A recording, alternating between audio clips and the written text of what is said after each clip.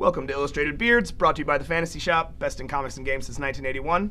I am Jason. My guest tonight is the general manager of the company. This is Mike Brodeur. How you doing? Thanks for coming out, Good to see you. Mike. No worries. Yeah, I appreciate you inviting me to do it. It's It's something that I've been interested in ever since I saw the first episode. Awesome. Absolutely. Very cool. And tonight we're going to be reviewing Unwritten Apocalypse #1, which is the next part of the Unwritten story. Origin 2, #2, doing Wolverine's past in a story. And the trade we're going to be talking about is Volume 1 of Saga. So, as always we will start with you, Mike. Oh, and fantastic. Unwritten Apocalypse #1. Right. If you are unfamiliar with the story of Unwritten, this is an excellent book for you to check out. And I say that because, well, let me preface that. One of the things that I hate in comic books are, this is a great jumping on point. This is a bold new direction. I mean, those are almost just telltale signs that your book does not have enough readership and that we're trying to coerce you, the consumer, to check out our book. Well, this is actually a brilliant, brilliant primer for the comic book Unwritten. If you're curious about the concept, all you've got to do is read the very, very first page of this issue. Go into your local, come into any 4 of the fantasy shops, pick this book up, read the very first page. If that first page does not get you, read it for free. If that first page does not catch you, then you're not interested in this book. You want to read cape stuff. That's fine by me. But if you find this first page as stunning as I do, you will want to catch up with the entirety of the book. It's absolutely brilliant. I've never read Unwritten just because it was always this number and this number. And that's a hard thing in comics, is to have to pick up a book when there's been, 6-7 years of history for this story and you're trying to pick it up right now. I understood exactly what was going on, while still being a little confused about it. If you're interested in the book, just a quick overview of the story. Imagine Harry Potter, but it's more popular than even Harry Potter is, and the magic is real, right? And there's this whole cabal of evil writers that control the world through the stories that they allowed to go into print and to be circulated among the masses. And Tommy Taylor's father, Wilson, who created the Tommy Taylor books, has created Tommy out of the ether to make this sort of savior to fight this cabal of evil writers. It's fantastic.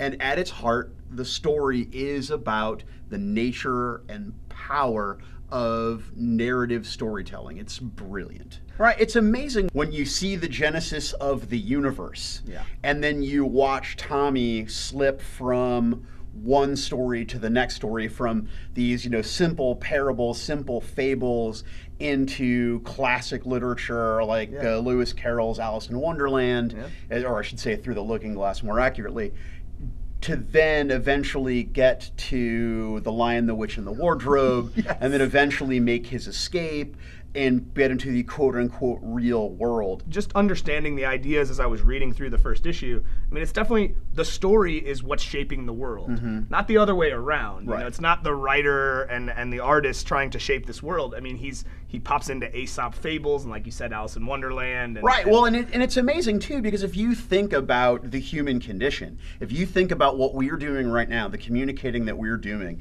and just go back to Genesis of the Bible, in the beginning there was the Word.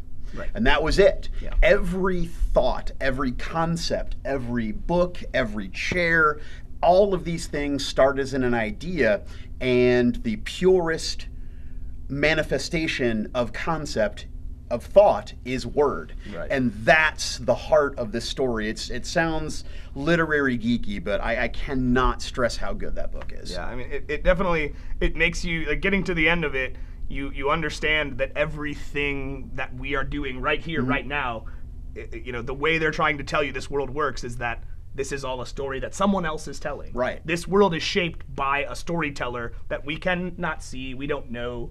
We are a part of that story every day of our lives. Right. And that's what this book represents, and it's amazing.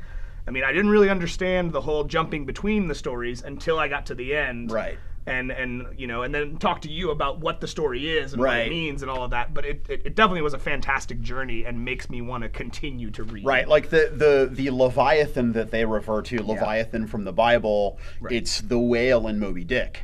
Okay, and there's a point where he enters the story of Moby Dick. Okay. And encounters Frankenstein, and I mean it's just it's a trip, but it's a lot of fun. Right on. Well, yeah, Unwritten, Apocalypse #1. Like I said, I'm definitely gonna check this book out now, and I really strongly suggest that all of you guys out there do as well. I have chosen Origin 2, #2. We didn't review #1, but just to briefly kind of catch you up on what happened. #1 was an amazing issue. So if you read the first Origin story, it told the true story of Wolverine's past. Kind of told us who he was and how he came to be, and the circumstances that shaped him into the man we all know from the Marvel Comics. That story ended with him kind of abandoning humanity and going off into the wilderness to live with the wolves, which was an interesting premise, like that he just became disenfranchised with humanity as a whole and decided to just abandon it. But the second series picks up right then, him in the woods living with the wolves. So the first issue was all narrative because there's no people in it but him, and he's living with animals. If somebody watching this man, this wild forest man from an outside perspective. So it was really just an interesting take on a second story. And I have to say, like, while I did enjoy this issue, it pales in comparison to issue 1. When you asked me to be on the show, one of the things that you said was, look, we look at all the books, we base our reviews on the merit of that particular book, and I hadn't read the first issue. Sure. But not knowing what happened, reading it didn't affect anything at all. Right. But then after talking to you prior to filming the show, it doesn't matter. Everything that happened in book 1 is recapped really, really sharply, really eloquently, and very succinctly in issue 2. Yeah. So, you're not missing anything. Although I think Origin, the original, was #2. I don't think it was a particularly interesting story at all. Yeah. But even though this is an issue 2, it really feels like an issue 1 as far as the story is moving I forward absolutely concur. I think that's good analysis. But we start to get some of the protagonists for the story. We can infer that the person who was watching Wolverine is Nathaniel Essex, and if you don't know who Nathaniel Essex is, it's Mr. Sinister. He's an X-Men villain that has plagued them through the ages of their book. I mean, he's literally immortal. But so this book introduces us to him as kind of an antagonist, and Sabretooth, who, everybody knows who Sabretooth is. You can't look at this cover and not assume that that's who that is. I love the sort of proto-Russian uniforms that all of Essex soldiers have. I love the stances that they have in that particular shot. Yeah. I love how their berets and what have you, everybody's got the little diamond icon on the top of their head. I love when they go to the forest and they literally dump mustard gas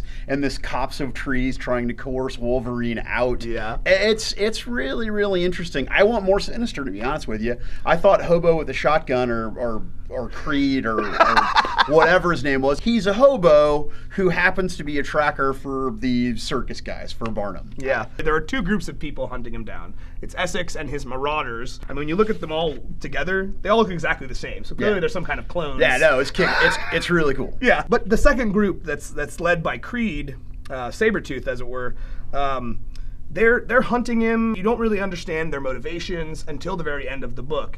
And it's supposed to be the early 1900s, and so anything that's different ended up in a circus. Well, so that's what they do. They take him and they put him in a cage as part of their circus show, and I found that to be a little bit of a letdown. Right. It just felt very anticlimactic. I mean, you go through this huge thing hunting this person down, and your payoff is they put him in the circus. Right, we're going to take this badass villain, and we're going to dress him up like a hobo with the Ra's al Ghul wannabe goatee, and, the only interesting thing he's going to do through the whole book is argue with that chick with the messed up eye. Yeah. And that's not even very interesting. Yeah, I wanted less Creed, more Essex, and more of that particular story. But I will say, I didn't lose anything not reading issue #1, but I would go back and read issue #1 based on reading this and hearing your review of the first issue. Absolutely, I would. Yeah. You mentioned the girl with the face. They've introduced us to this character. Her name is Clara. She's a character they're introducing to us for the first time. But she's I would assume like a girlfriend to Creed. They make that suggestion that the character Hugo does, and then she sort of denies it or suggests that they're not an item. Right. But if you look at like toward the end, that picture of her close up, she's got the same kind of fangy look in her mouth like Creed has. And so we were discussing earlier, is she a mutant? Is she not a mutant? Obviously, she doesn't have a healing factor because the side of her face is all jacked up. Messed up, yeah. Yeah, I mean, she looks like Jonah Hex. It's messed up. Yeah, right. Implying that Creed is an animal. But yeah, Origin 2, number 2. I know we've sold out of number 1. I remember seeing something. They are giving it a second printing. If it's something that you want to check out, we'll probably be, at some point in the future, be getting number 1s in again. But number 2 was excellent, and I really can't wait to see where Kieran Gillen and Adam Kubert go with the story. It's very good. So Origin 2 on the shelf now. Check it out. All right, and the trade that we have chosen to discuss is Volume 1 of Saga. And we chose this trade. Actually, I'll let you explain why we chose this trade. Well, so we were walking around the store after close, looking at the shelves, and Jason said, "Hey, Mike, so while we're kind of spitballing what we want to talk about these particular books, is there a trade you want to discuss?" I was like, "Well, there's Saga. It blows. Let's talk about that." and Jason's like, "Huh?" The look on his face was stunned. And I thought, well, here, there's a great point. It's controversial. And Jason brought up that it's point counterpoint, and we can talk about the book. And primarily, the reason why I wanted to address it is that, as far as comic fans go, this book is the second coming of Jesus. I mean, like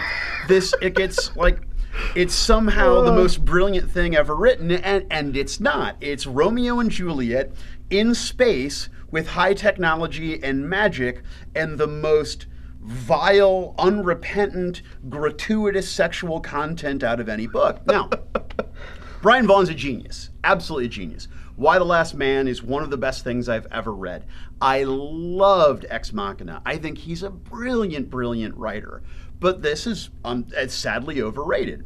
And I could even go down this whole holier than thou, smarter than thou analysis that American audiences are addicted to violence and gratuitous violence is fine, but we're all hung up about sex. So here's a bunch of dangles and dingles and things in your face on a whole sex planet called Sex Trillion. Oh, and by the way, there's all sorts of pedophiles so we can get self-righteous as well. It's just not interesting. It's just not that good. Now, Fiona Staples, brilliant. The art, absolutely brilliant. The vision, brilliant. The hodgepodge, take everything that a 14-year-old boy would want to have in a story and throw it into the blender and whip it together, brilliant. The writing, the plot, I raise a counterpoint to that. I really enjoy this book. I do agree it's a little bit overrated, that people tend to put way too much stock in it. And, right. and you know, as we've read some of these issues that have come recently, they really haven't forwarded the plot at all. Right. They really haven't moved the plot forward. They just keep going back and forth with these people, and it's Romeo and Juliet. I mean, he's right. They have a child, and their families are at war, and this child, in their family's eyes, represents an abomination. And so they're on the run trying to keep this child alive from people that would kill it. The thing that I think makes this book interesting is the characters and the way the narrative is delivered to us. The narrative that's guiding the story is the baby. It's the baby's perspective from some future timeline. So obviously we understand that the baby has survived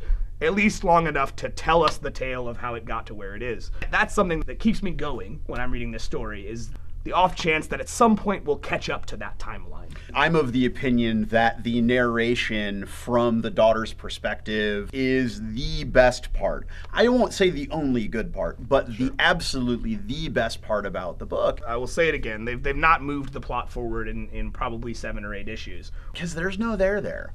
Right. That's what it is. Yeah. Romeo and Juliet, they love each other. They have a baby. Yay. Yeah. Yay. But I will say the characters, and in this first story, first 6 issues, the characters that they introduce us to is another one of those things that keeps me reading. But I find what really grabs me is the villains, the people that are hunting them. I mean, I talked about the prince. He's a man's body with a TV for a head.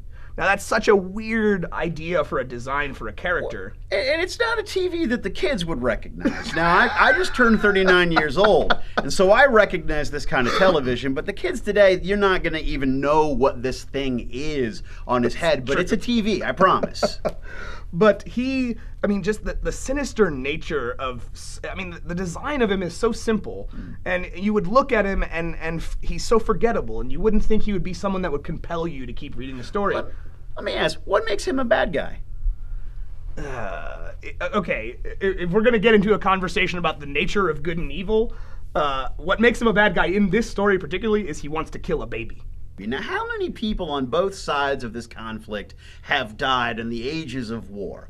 I'm sure that war crimes and atrocities have been committed by both sides. I don't mean to sound callous, but the death of this one abomination baby, when weighed against all the other people that have died in this war, I find it quite insignificant. But this is the book we're reading. Yeah. This book is about this baby. I got it. I understand.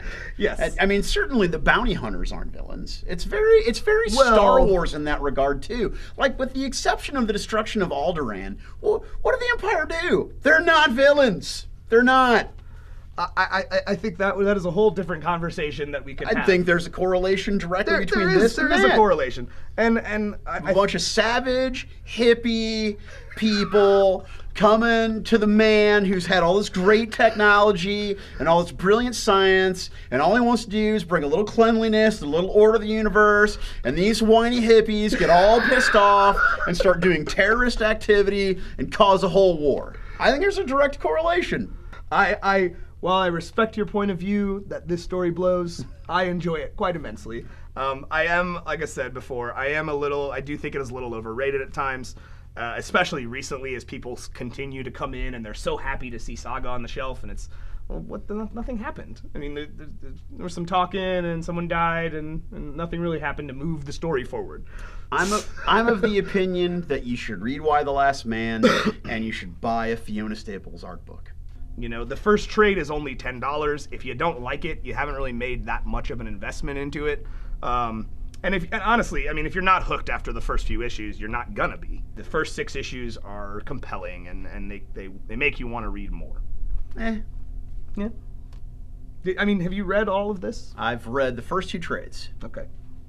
And I just have to ask, when you got to the end of trade 1, if your feeling of it was that it was just not that good, what made you come back and read trade 2? Brian K. Vaughan. That's why I went back to read 2. And you know why I'm going to read trade 3? Brian K. Vaughan. I'm going to hold out hope. I'm going to give the man his respect that he deserves. He has so much credibility built up for years of fandom from me that this inane, trite, uninteresting Star Wars Romeo Juliet smash up, I'm going to give it a whirl. Saga trade 1, like I said, it's only a $10 trade. It is an interesting story. I hope that the point counterpoint thing that we've done here has at least grabbed your attention enough to make you want to try it out. That's right, folks. I'm the boss. This guy. So that's going to bring us to the end. As I said last week, you know, if there's something in the future that you would like to hear us review, a comic, a trade, a graphic novel, leave it in the comments below. Don't forget to subscribe. And my thanks to Mike for coming out. I think you too. I have to say, I'm a little bit hurt. I have not shaved for almost an entire week, so I would have some facsimile of beard on my face, so I could be on Illustrated Beards. Right. All right. Well, we have talked your ears off enough. Be sure, like I said, to subscribe. Leave a comment below. We always want to hear what you think. And we will see you next week. Bye.